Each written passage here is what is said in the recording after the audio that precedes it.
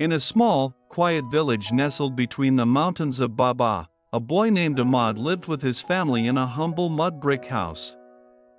Ahmad was only 12 years old, but he carried the responsibilities of someone much older. He was the eldest of 3 siblings and helped his parents with their daily chores.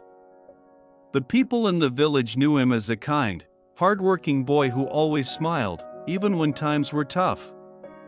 Every morning, Ahmad woke up before sunrise. He fetched water from the stream that flowed a short distance from the village. He carried the heavy buckets with ease, his footsteps crunching on the rocky path. By the time he returned home, the sun peeked over the mountains, casting a golden glow on the village. One day, dark clouds gathered over the mountains, and a strong wind began to blow. Ahmad's father returned from the fields and said, "A storm is coming. We must prepare." The villagers hurried to secure their homes and animals. The skies grew darker, and soon, rain poured down in thick sheets, drenching everything in sight. The storm raged throughout the afternoon, and the river near the village swelled with water. It roared as it overflowed its banks, threatening to wash away the grazing animals. The villagers gathered near the mosque, watching helplessly as their sheep and goats huddled together on the far side of the river. No one dared to cross the fast-moving water. Ahmad listened to the worried voices around him. The animals were the villagers' livelihood, and losing them would mean hunger and hardship. He clenched his fists and said, "We can't just stand here. We have to do something." His father shook his head.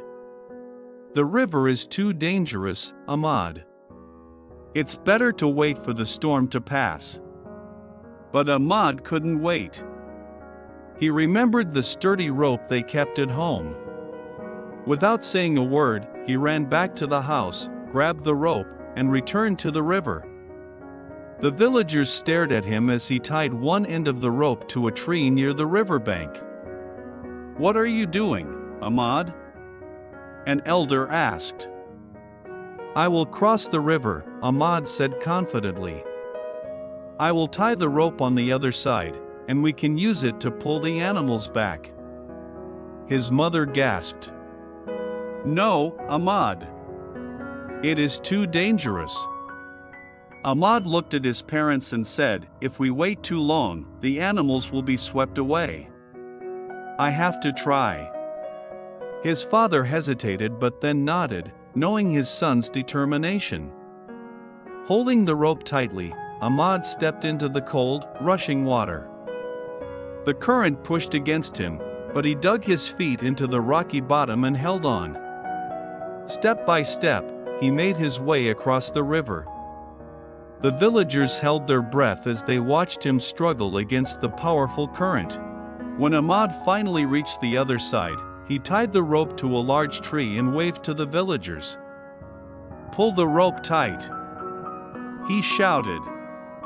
The men in the village grabbed the rope and secured it, forming a sturdy bridge across the river. Ahmad began guiding the animals one by one. He tied smaller goats together with a length of rope and led them across the river, using the main rope for balance. The villagers cheered each time he brought a group of animals safely to their side. His hands were raw, and his clothes were soaked, but Ahmad didn't stop until the last animal was safe. When the storm finally passed, the villagers gathered around Ahmad. They clapped him on the back and praised his bravery. "You have saved us, Ahmad," one of the elders said. "Without you, we would have lost everything." Ahmad's father hugged him tightly. "You are not just my son, you are the pride of this village," he said, his voice thick with emotion. That evening, the villagers celebrated Ahmad's courage. They shared stories around the fire, laughing and thanking him for his daring act. Ahmad sat quietly, sipping tea and smiling. When someone called him a hero, he shook his head and said, "I only did what anyone would have done." We all must help each other." From that day on, Ahmad was known as the brave boy of the village. He continued to help his family and neighbors, always willing to lend a hand when needed. And though life in the village remained simple, Ahmad's story of courage and determination became a tale that inspired everyone, young and old, for years.